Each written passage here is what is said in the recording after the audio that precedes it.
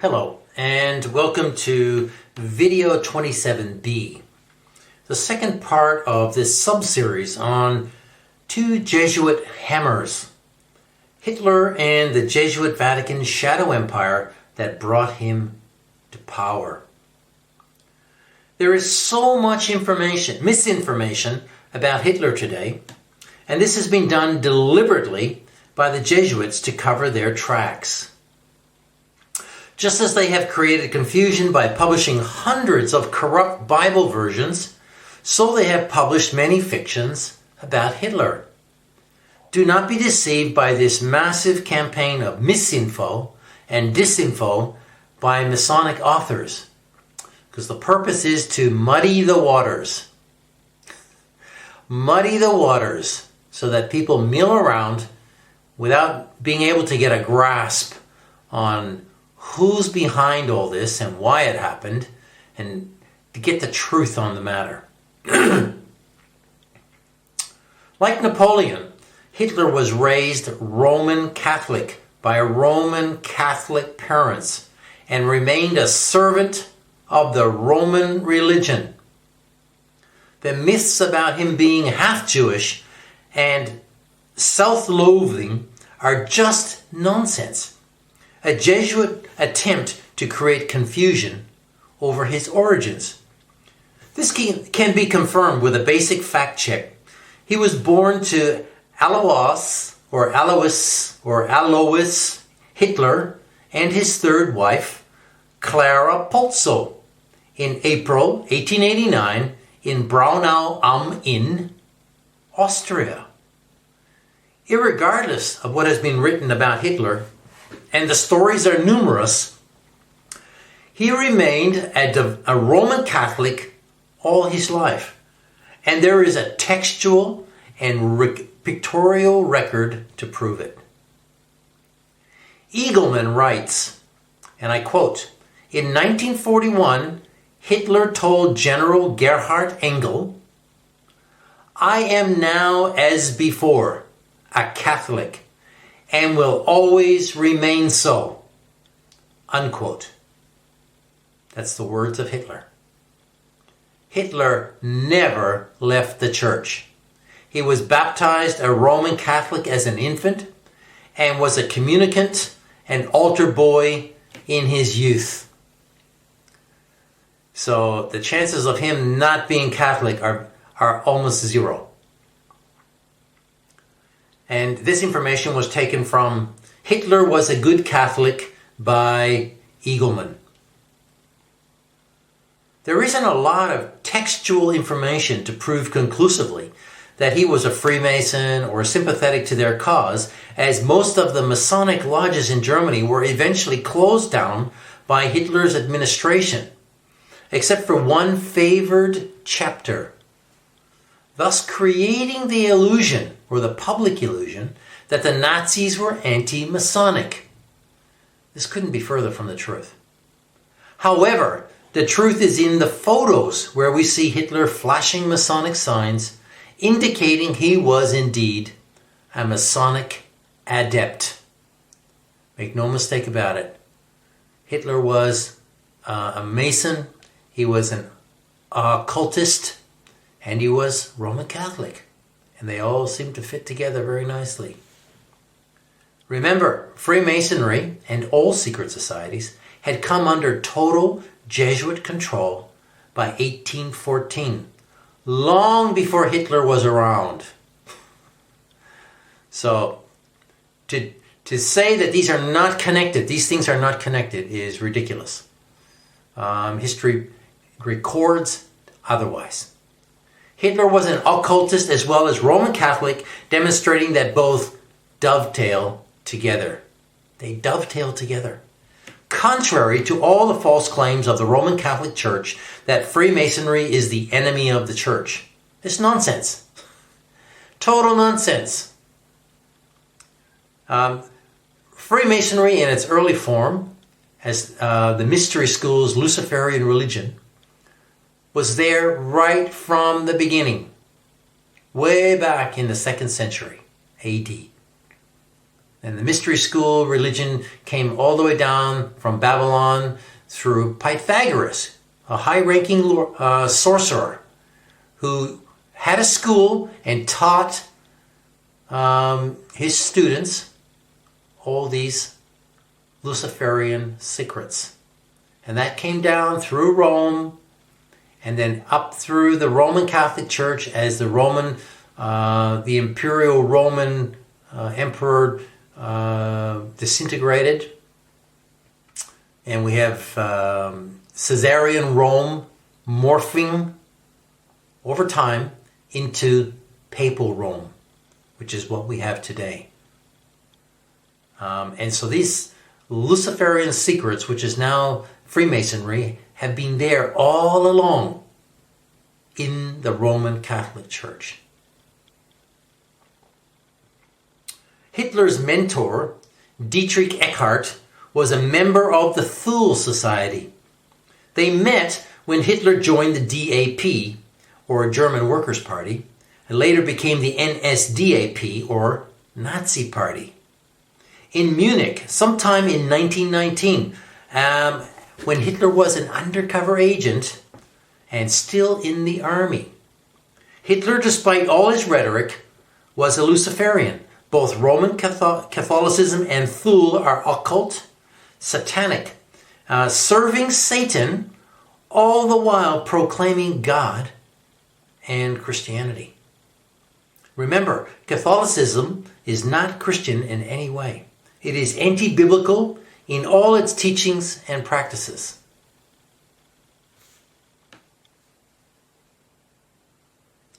This is what seems to confuse researchers and creates all the myths.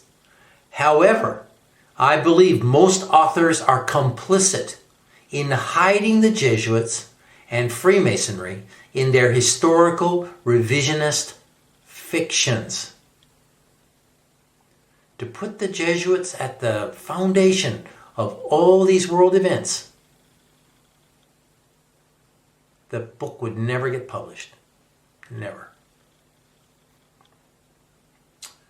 Hitler said and was so many conflicting things and rubbed shoulders with so many different kinds of people. And this led to contradictions and an opacity about his life. In his rise to prominence from obscurity, but it is almost in his invisible connection to the Jesuits that appears to escape the notice of prominent historians, who are willfully obscurantist in their writing. This is in spite of the documented evidence that Heinrich Himmler was a Jesuit, Himmler's uncle was a Jesuit, and the SS was modeled on the Jesuit order. This is openly stated in documents. You can't ignore it. Why is this ignored? Well, because no book laying the blame for World War II at the feet of the Jesuits will ever make the bestseller list, let alone get approved for publishing. It would get the author killed for his troubles, and many have died attempting to expose the Jesuits. Just like Napoleon, close study reveals Hitler was assisted by a hidden hand every step of the way to being appointed Chancellor of Germany in 1933. A year of high occult significance. A lot happened worldwide in 1933. And then he became Führer, or leader of all Germany, the very next year, 1934. How is this possible for this to occur in such short order? Many will argue that he was saying the right things and was popular, and so had the full democratic support of his party and the German people. This may be true to some extent, but it ignores the powers behind the scenes, pulling strings, making Hitler's rapid ascent to power possible, just as it did for Napoleon. All obstacles were removed for Hitler on his move up. And who was removing all these obstacles? In 1934, between June 30 and July 2nd, Hitler, in a vicious purge called Night of the Long Knives, eradicates his enemies and consolidates his power over the judiciary and stormtroop command. This is a typical Jesuit operation. Move in suddenly, without warning, and kill all your competition.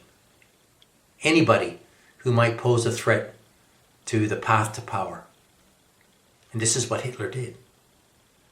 Hundreds, maybe thousands of SA or Wehrmacht members, including their leader Ernst Röhm, were murdered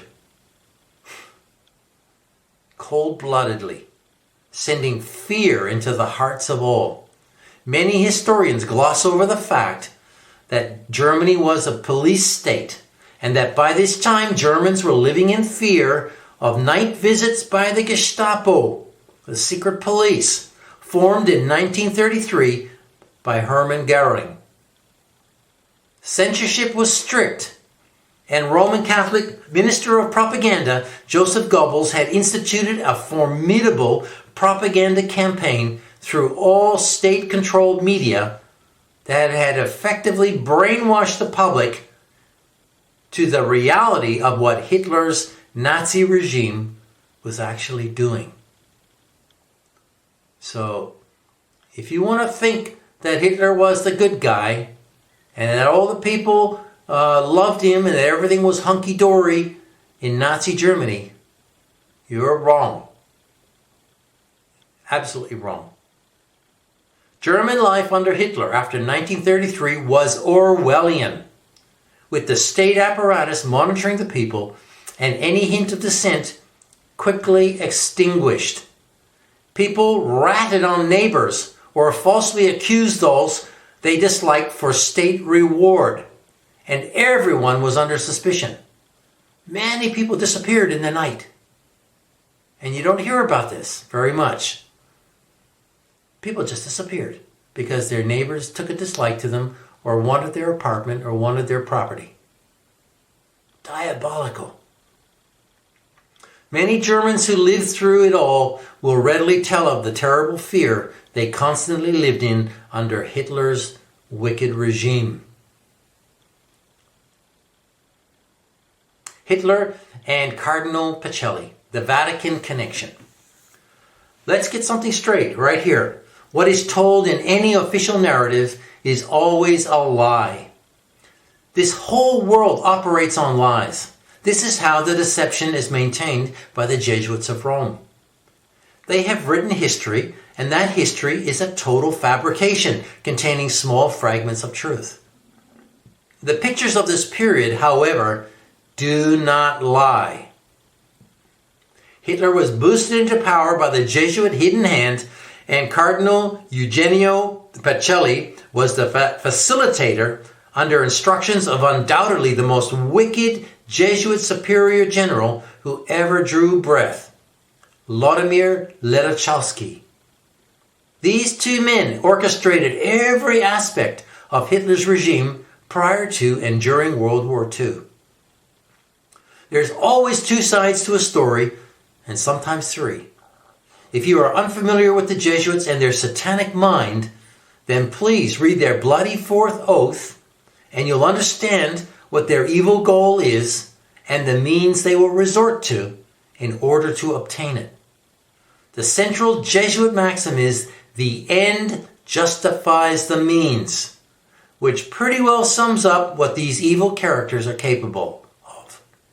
They will do anything to achieve their goals. Hitler appeared publicly, outwardly, to care for the plight of the German people. This is what fooled people. He seemed to care. But the truth is, inwardly, his real feeling, his real mission was to rebuild and then destroy or smash Germany and lay waste to its Protestant Christian heritage, as well as the Jews and liberal Catholics. To crush the German peoples into submission once and for all. That was the mission. Is it hard to believe? It is a fact stated clearly in their 100 anathemas or curses against heretics in the Council of Trent Manifesto of 1563. The Jesuits used Hitler and his friends, Stalin, Mussolini, Franco, Roosevelt, Hirohito, Vichy, Churchill, and others to waste Europe, Russia, and Asia so they could inaugurate the Jesuits' 44-year Cold War in preparation for the rebuilding of these nations into a Luciferian empire, which is what effectively we have today. We are living in a Luciferian empire. These men weren't enemies, as history declares them to be. Far from it. They were acting together under Jesuit instructions for a common cause, a new world order in which they believed. There's even photos of them together.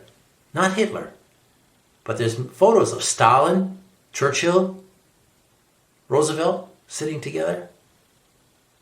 All Masons, high-level Freemasons, working together under the Jesuits. People, these wicked Jesuit agents were following instructions every step of the way. Hard to believe, I know, but it is a fact. All these world leaders were traitors to their people, carrying out a Jesuit plan that resulted in the extermination of tens of millions of people, both civilian and military. They were all controlled and are villains, not heroes, as they are portrayed in the history books. Today we see that New World Order rising like the Masonic phoenix rising from the ashes of World War II, which was a bloody sacrifice of human carnage to Lucifer, and which the Jesuits created out of their Vatican United Nations government. World War II was just another Inquisition program to further the Jesuitical counter-reformation against biblical Christianity begun in 1563 after the evil Council of Trent had concluded. It's still going today. It hasn't stopped. It has never stopped. Today, Europe, Russia, and Asia are fundamentally godless, pagan, and atheistic, devoid of biblical truth, strongholds of idolatry, communism, and consumerism. That's all been done through smashing all these countries with wars, civil wars, revolutions, genocides, insurrections. That's what they've done. The photo evidence of the full involvement of the Roman Catholic Church with Hitler's Third Reich is damning. The Vatican's repeated plea of innocence based on not knowing and not wanting to get involved in politics is hypocrisy beyond belief. The Vatican became a political state in 1929 and was continually updated on actions taken by the Nazi regime. This is documented in a continuous stream of letters and communications sent and received by the popes, confirming their complicity and guilt in everything that happened in Germany under Hitler. There are photos of Cardinal Pacelli and Knight of Malta Franz von Papen signing the Reichskonkordat in 1933. A concordat is a document submitting a nation to papal rule, not some kind of mere diplomatic formality. Jesuit coadjutor Pacelli is a key figure responsible for the horrors of World War II. Let's have a look at Pacelli. Eugenio Maria Giuseppe Giovanni Pacelli came from a family that was closely linked to the black nobility Farnese family, rising through the ranks rapidly. His brother, Francesco, a canon lawyer, helped negotiate the Lateran Treaty with Benito Mussolini, which gave birth to the Vatican State in 1929. This is a very significant event in world history. A religious church body became a state, a country. Can anyone see something wrong with that? It is 100% unbiblical. 100%. Pacelli was appointed apostolic nuncio to Germany on June 23, 1920, and carried out secret negotiations with Hitler during his rise to power in the 1920s. Let's have a look at this amazing convergence. In 1933, Hitler is chancellor. Pacelli is nuncio. That same year, a Reichskonkordat is signed between the Roman Church and the Nazi government of Germany. Again, a concordat is a treaty pledging allegiance and obedience to the Pope of Rome. All the garbage written about a silent war between the Pope and Hitler is pure nonsense, written for gullible people. There's no war. The only time there's a war is if a nation refuses to obey the Pope. That's the only time there's a war. They were all working together to fulfill the Jesuit military order's plan for Europe. They have been waging war against the peoples of Europe for 1,600 years. It was, and still is, all about world conquest. Country by country, continent by continent. Pacelli is rewarded for his cooperation with the Jesuits and promoted to Pope 6 years later on March 2nd, 1939, becoming Pope Pius XII. Only very wicked men go to the top, and Pacelli was wicked. His predecessor, Pope Pius XI, said so before he died. He stated, and I quote, "When today the Pope dies, you'll get another one tomorrow because the church continues. It would be a much bigger tragedy if Cardinal Pacelli dies because there is only one. I pray every day God may send another one into one of our seminaries, but as of today there is only one in this world." Unquote. Satanic inversion flips the meaning, so what he actually said should read, "Pacelli is so evil, there is only one like him in the world." That's what he really said.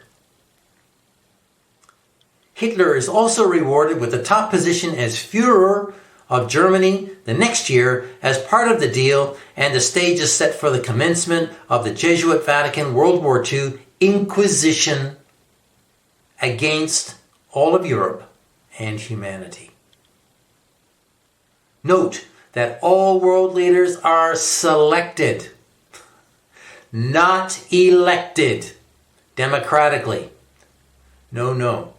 Elections are a hoax, perpetuating the illusion of freedom everywhere. There's no such thing as democratic elections. You can just forget about that. If you're thinking that you're voting for your leaders, no, you're not. You're just participating in public theater. That's all. Your vote means nothing. Here is Hitler's open admission that he is carrying on the tradition of the Roman Catholic Church, persecuting, incarcerating, torturing, and killing Jews and Christians in the belief he is doing service to God. Think about that. He states, and I quote, "As for the Jews, I am just carrying on with the same policy which the Catholic Church has adopted for 1,500 years, when it has regarded the Jews as dangerous and pushed them into ghettos, etc. Because it knew what the Jews were like. I don't put race above religion, but I do see the dangers in the representatives of this race for church and state, and perhaps I am doing Christianity a great service." Unquote. Can you see what I'm talking about? This is not my ideas. This is straight from Hitler's mouth.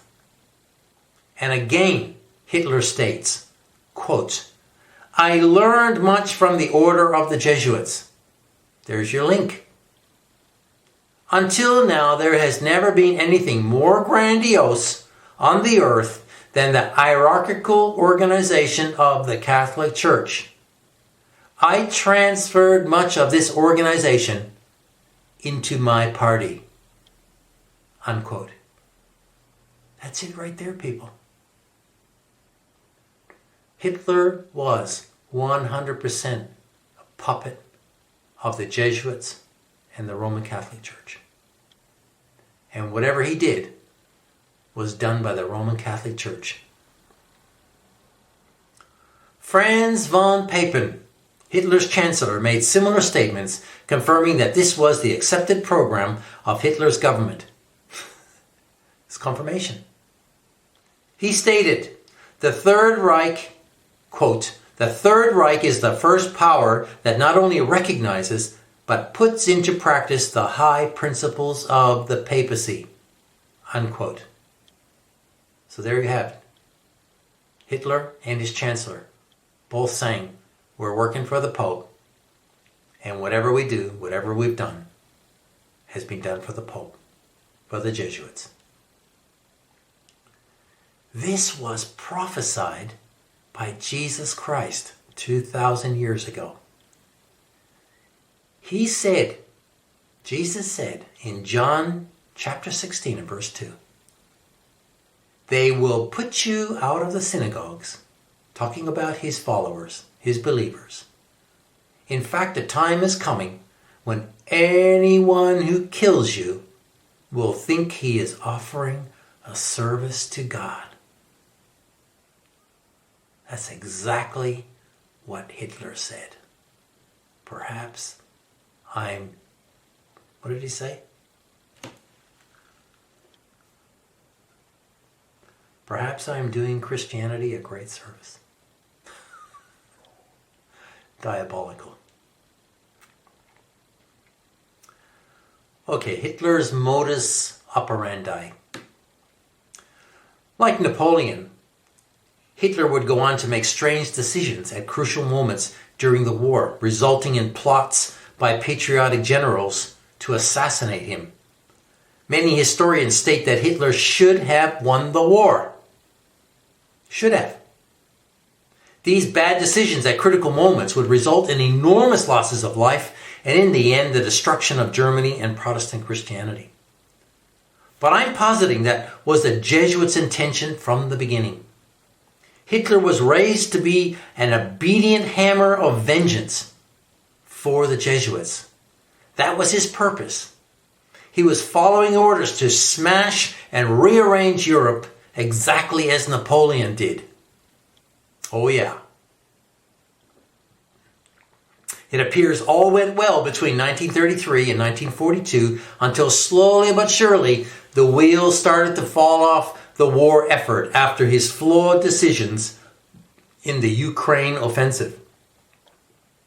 Part of the problem appears to have been Hitler's system of rule, which placed him at the top of the hierarchy, causing all to rely entirely on his decisions for good or bad. Kershaw states, and I quote, Hitler made clear in his speeches that the people formed the pyramid.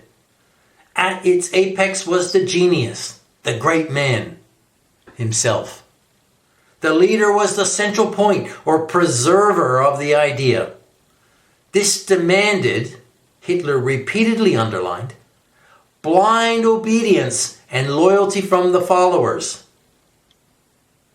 And this is the philosophy of the Jesuits, 100%. This is a mirror of the Jesuit power structure, with the Jesuit Superior General, who was Ledachowski between 1939 and 1945, at the apex giving orders to those below. Hitler was a megalomaniacal dictator, manipulative and cruelly vindictive, who enjoyed the suffering of others. This is pure Jesuitical behavior. They enjoy torture and the suffering of others. So cruel. That's why the Jesuits still control the office of the Inquisition today. Only the title of that office has changed to Congregation for the Doctrine of the Faith. Fest writes, and I quote, "In this regard, Hitler was extremely cruel. It was not enough for him to dispose of his enemies once and for all. They had to suffer. The conspirators of July 20, 1944 were not simply killed, they were murdered slowly and excruciatingly. The executions were filmed, and on the very same evening, Hitler watched the movies to the last convulsions of the delinquents." That's a fact. He enjoyed every minute until their very death, watching them suffer. In this respect, Hafner's speculation that it was a heartfelt matter for Hitler to destroy the German nation was not so fallacious. In the Burnt Soil Commands, Hitler expressed the living conditions he wished for the German people after the war. And I quote, he said, "None. The best had died anyway, and the remaining do not deserve any consideration." Unquote. That's Hitler. Nobody deserves to live. The best have died, and the rest do not deserve any consideration. There is no doubt in my mind that Hitler was possessed by an evil spirit. His cruelty and malevolence was 100% satanic. Now what I'm reading from was taken from a psychological analysis of Adolf Hitler's decision-making as commander-in-chief. Was Hitler cruel and vindictive towards the German people? Without a doubt. Like Napoleon, he was a traitor and tyrant working to a covert Roman agenda to waste Germany. His total allegiance was to the Roman Empire, not his country. Do the German people understand this today? Maybe some, but there is a collective guilt perpetrated against them that cripples them to the present day. Here is a statement made by German writers Dorner and Guss about the bewitching of Germany, denying the capability of the German populace, or Hitler, or so it seems. Dorner and Guss write, and I quote, "What can one do against the dark power of evil? We Germans were just misled. It was not really us who committed these atrocities. It was an overarching dark power that caused us to become members of the Hitler Youth, to become soldiers, and to completely destroy almost all of Europe. We were bewitched. Such a demonizing of Hitler only deflects responsibility." Unquote. And again, this is taken from a psychological analysis of Adolf Hitler's decision-making as commander-in-chief. Here's a short list of Hitler's inexplicable but deadly war errors. The Dunkirk evacuation of May 26 to June 4th, 1940. What happened? Hitler was allowed to be victorious and overrun France early in the peace, cutting off 338,226 British troops, so they had to be evacuated. But wait, Hitler just let them go. Why didn't he destroy them? He was told not to, that's why. Why didn't Hitler take the opportunity to attack England at that strategic moment of so-called Allied weakness? Because he was told not to. Why? The Jesuits wanted a long, protracted war, giving them time to destroy their population targets. They needed time, years, to do this. Number 2, the Battle of Britain, July 10th, 1940. What happened? For 3 months, the German Air Force bombed England, attempting to inflict enough damage and ensuring the success of Operation Sea Lion, which was to follow. Why? Why did he stop? Why didn't it happen? After enormous losses of aircraft, Hitler called a halt and abandoned his planned attempt at invading England by sea. Had he persisted, he might have succeeded. Instead, he turned his focus to the eastern front, the forum, the battle there, as he was ordered to do, leaving his western flank open to attack and once again extending the length of the war. Inexplicable. Number 3, Operation Sea Lion, September 1940. What happened? Nothing. Hitler abandoned his plan for invasion by sea, which he could have carried out, and focused his resources in the opposite direction to confront his fellow Jesuitical coadjutor and friend, Stalin. The reason given is oil, but this is just a lie. This is a distraction. The real purpose is the destruction of his army. Stalin's army, civilians, and ultimately the vanquished German people. This operation, had it gone ahead in tandem with continued aerial bombardment, may have been successful. There was every chance. Number 4, Operation Barbarossa, June 22nd, 1941 to January 7, 1942. What happened? Hitler decides to redirect a large part of his army toward Russia, just like Napoleon did. Exactly the same.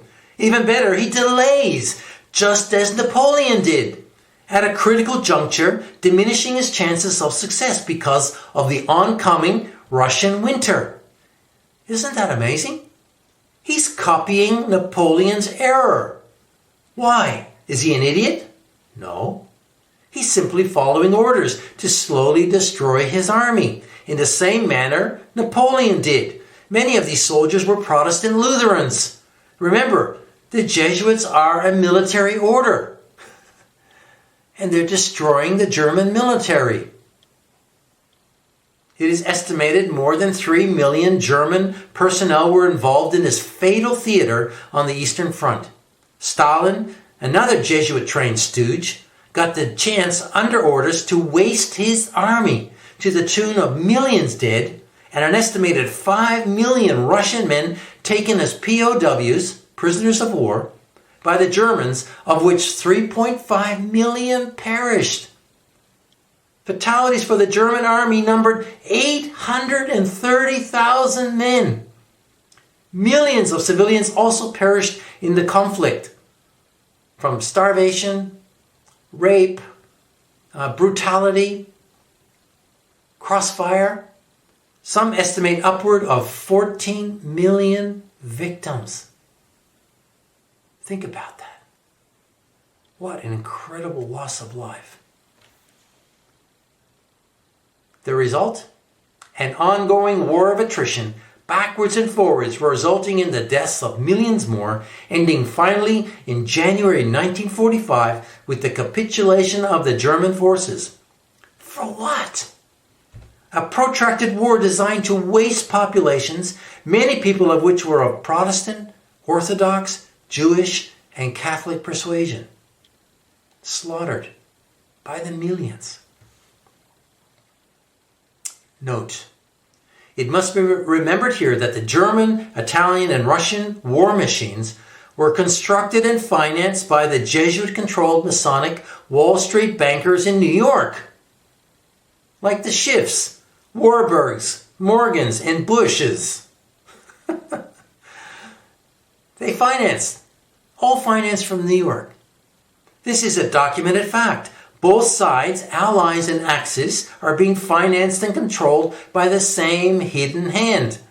The Jesuits always profit by controlling both sides, and they never lose in a conflict because they always come out a winner because they've got both sides in their pocket. Remember, and this is important to remember, the Jesuits took control of the U.S. money supply when they secretly created their Masonic Federal Reserve Bank on December 23, 1913, just in time to print millions in worthless fiat currency to finance their inquisitional war against Germany in World War I.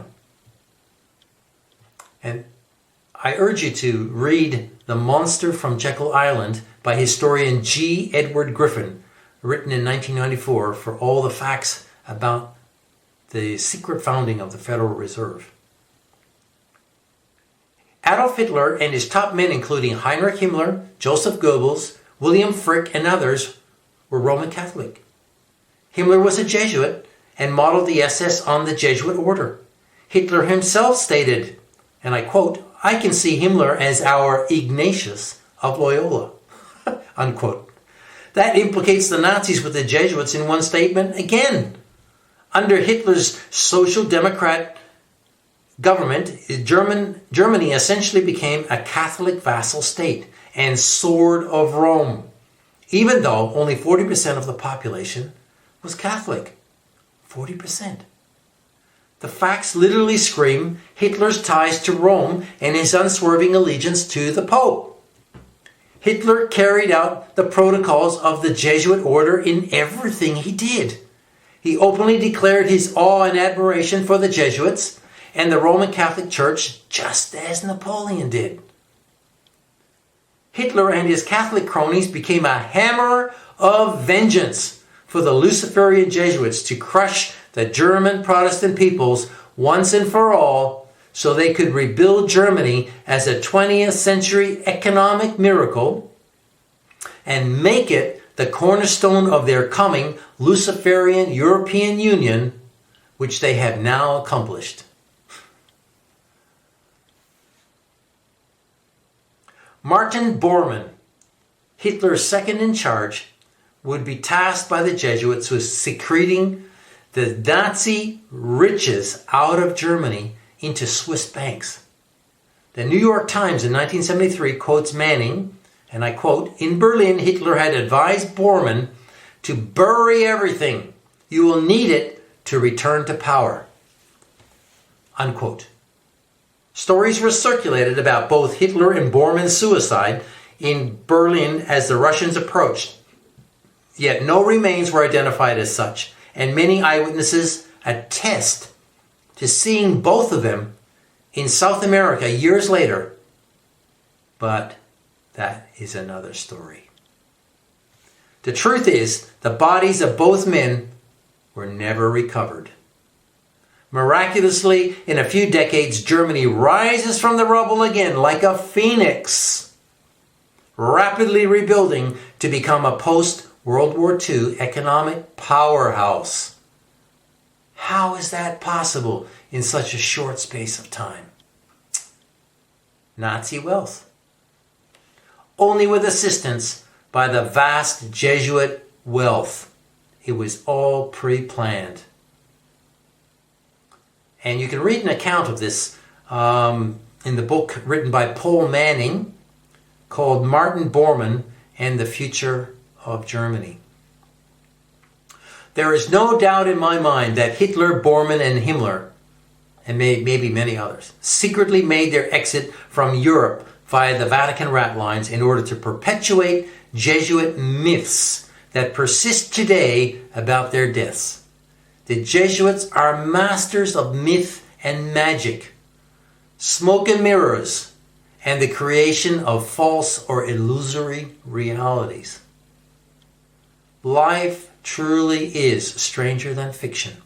Upon waking up and discovering the truth after so many years of believing Jesuitical revisionist histories and pseudoscience lies learned from school textbooks published by the Jesuit-controlled Masonic publishers.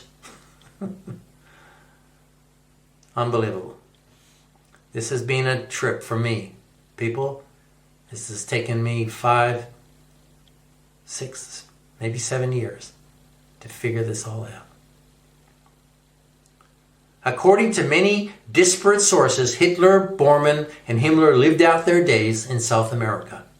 A reward from the Jesuits for a job well done.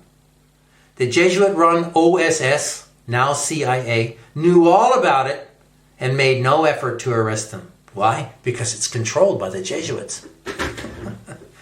Why would they go after their own people? No. Not going to happen.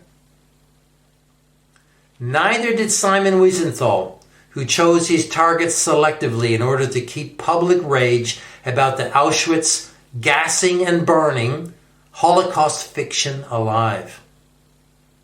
Millions of Jews were murdered, but most of it was done covertly by mass shootings and mass graves in eastern Poland. Millions of Jews were rounded up and shot and buried secretly in the countryside. That's a fact. This is the story that never gets told, so very few people know about it. People, if you choose to believe the fictions that Hitler was some kind of a hero, understand that all the facts dispute this. World War II doesn't make sense unless the covert Jesuit plan is understood. Hitler was a willing puppet of the Jesuits. Like Napoleon, he was a Judas goat, a traitor and destroyer of his people and all men. The Jesuits control this world system with the power pyramid they have constructed over 500 years. They hide behind multiple smokescreens, including the evil Jew myth, which they created long ago, deceiving many today, and the evil banker myth, which they also created. They have successfully deceived the whole world. If you have persisted in listening this far, then it means you are open and looking for answers. I do my best in every video to inform about true history and to warn you, the listener, of the danger that lies ahead. This present world system can't be rolled back through collective effort. That's an illusion. It's too late. Any attempt to do so will be met with violent suppression by the Jesuit-controlled world law enforcement agencies and militaries. The only response that can be made by each individual is spiritual, not physical. The message is, save yourself. You have the power to choose life or death, and Jesus Christ is the life, the only life, now and beyond this life. Rejecting God and His plan of redemption through Jesus Christ means choosing to serve Satan, the prince of this world, whether you personally believe Satan exists or not. This world is first and foremost a spiritual reality. The material, the physical, is fading away day by day. Every soul will die and stand before God at the last judgment. There is no escape. Everyone who has ever lived will face the judgment, and based on the choices they made, will face an eternal destiny in heaven or hell. In Hebrews chapter 9 and verse 27 states very clearly, just as man is appointed to die once, and after that to face judgment.